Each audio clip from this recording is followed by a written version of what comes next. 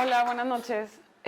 Pues como les platicó Ale, yo estudié arquitectura y dentro de la carrera nunca llevé alguna clase que me enseñara a cómo cobrar. Entonces salgo de la carrera y no sabía ni cómo cobrar, ni cómo, si quisiera emprender en ese momento, no tenía ni idea de cómo hacer mi despacho.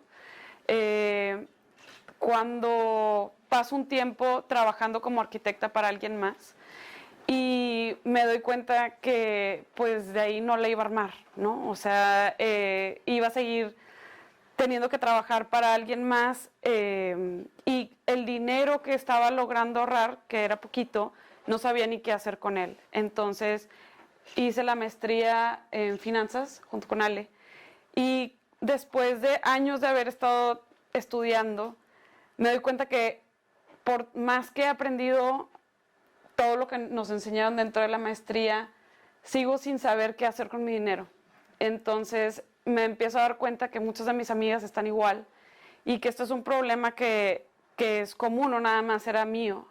Entonces a mí me ha gustado que en ese momento alguien me explicara un poquito de lo que les voy a explicar hoy, porque pues como ya les platico, yo me dedico a dar los talleres y a invitar a otras personas a que los den. Creo que nos frustramos mucho esperando que haya una sola respuesta, como que le dedicamos mucho tiempo o más bien mucha esperanza a la afuera, de que alguien lo sepa hacer mejor que nosotros, y muchas veces, como en todo, es nada más dedicarle ese tiempo nosotros, investigarle, preguntarle a las personas que están a nuestros alrededores cómo ellos manejan su dinero, y estar abiertos como a que no es algo que alguien nace sabiendo, sino que es un proceso de estar aprendiendo.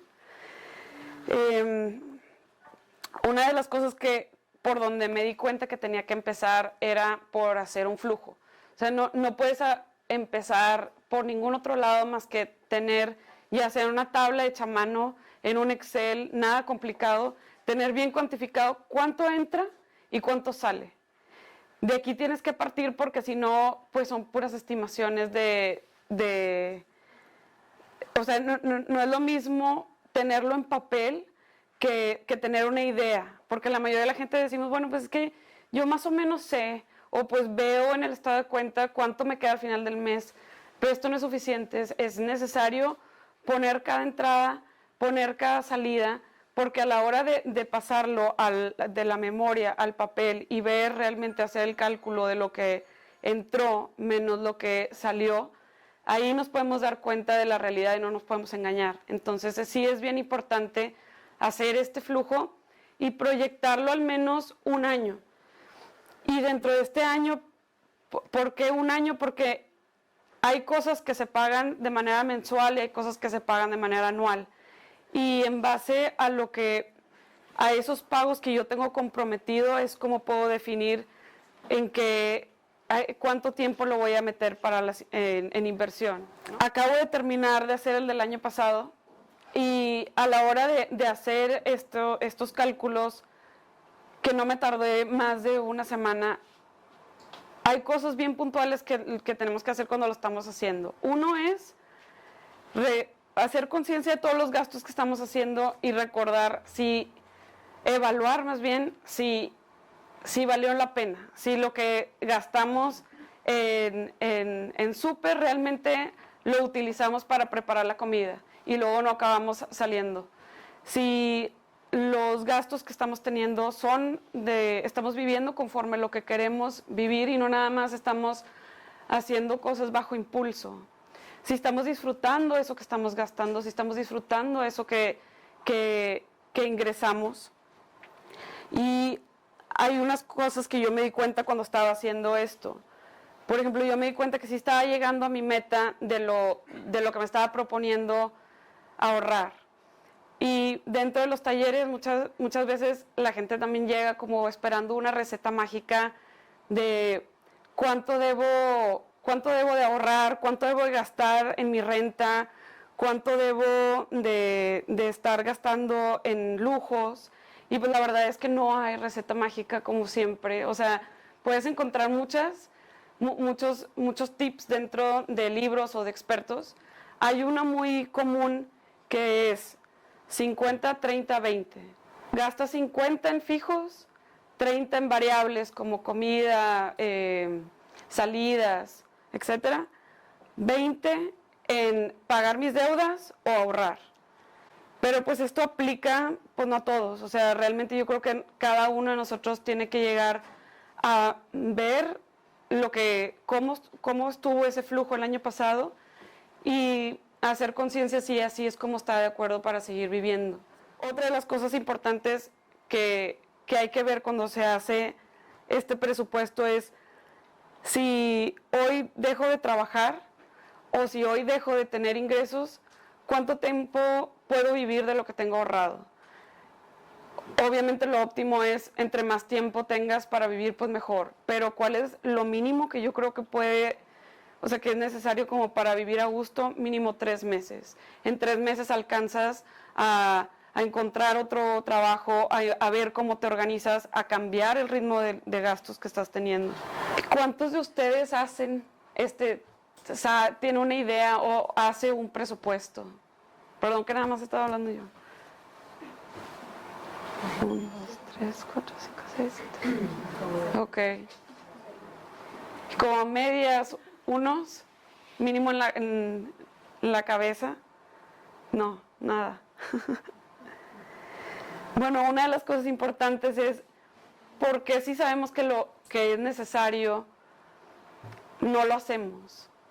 Y aquí es donde, viendo los talleres, nos hemos dado cuenta que muchas veces esto está bloqueado por emociones. Como esto es algo que normalmente nadie nos enseña, lo vamos viendo, lo vamos aprendiendo dentro de nuestra familia. Entonces, vamos a veces heredando miedos, heredando comportamientos, hábitos, que muchas veces pueden ser hábitos sanos de nuestros papás, y hay veces que si no los hacemos conscientes de que son heredados, podemos estar repitiendo patrones que a veces ya no van tan de acuerdo como nosotros queremos vivir. Entonces, sí es importante hacernos ciertas preguntas. Y a mí me gusta mucho un libro que se llama Emotional Currency. No sé si existe la versión en español, perdón que no traigo el dato. Y una de las preguntas principales, empieza con una principal, que es: cuando pensamos en dinero, ¿lo vemos, para empezar, como algo positivo o algo negativo? ¿Qué tan frecuente pienso en el dinero? Si le dedicamos tanto tiempo de nuestra vida a trabajar y a generar, pues le deberíamos dedicar algo de tiempo para tenerlo bien administrado y saber que estamos contentos con cómo lo tenemos invertido o ahorrado o guardado. Otra de las preguntas es: ¿qué aprendiste sobre el dinero de tus papás? ¿Adoptaste creencias o hábitos?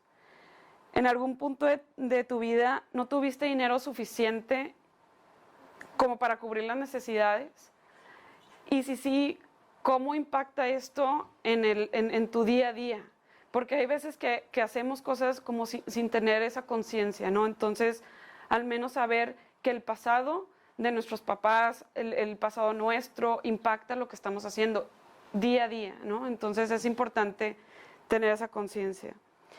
Y si nos consideramos económicamente dependientes, esto quiere decir que los ingresos que nosotros tenemos dependen de alguien más. Y si sí, estamos pagando algún precio por este beneficio que vemos a la hora de depender de alguien más. Esas son algunas cosas que vienen dentro del libro. A mí me gusta un chorro porque te explica que no necesariamente, o sea, las cosas técnicas normalmente existen en cursos, talleres, internet. Te metes a internet y encuentras cómo hacer un presupuesto de 20,000 maneras. Pero el llevarlo a la acción probablemente sea un bloqueo emocional. Una de las cosas que a mí me había gustado entender cuando veía conceptos de inversión era darme cuenta que todo se resume a 2 cosas.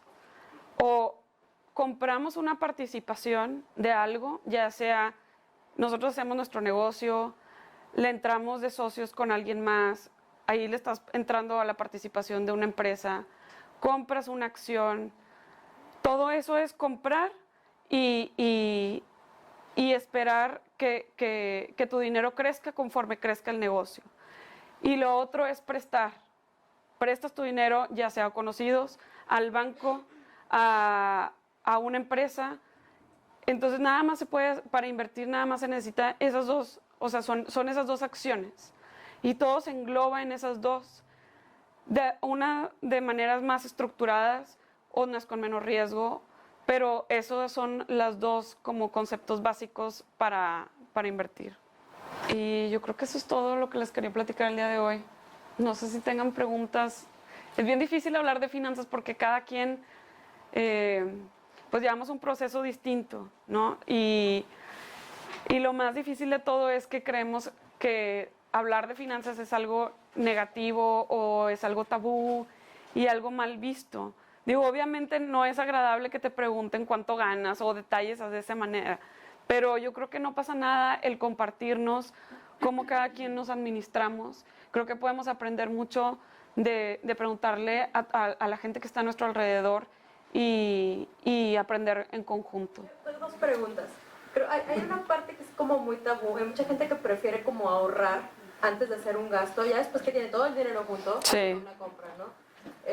Como ese tabú de si eso es lo correcto o manejar como una línea de crédito y comprar las cosas a crédito, ¿no? Es una primera pregunta, porque hay gente que tiene como el hábito de ahorrar, después gastar, ajá, lo compra a crédito y lo va pagando, ¿no? O sea, por de entrada es mejor ahorrar, Okay. porque de hecho es el negocio de los bancos, que tú les pidas prestado y que ellos, o sea, lo que, si yo hubiera comprado este escritorio a crédito, me hubiera salido más que si lo hubiera comprado de contado.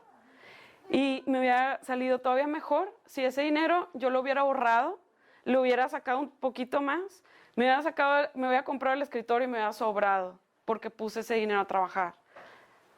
De cajón siempre es así. Aunque lo compres como a meses sin intereses.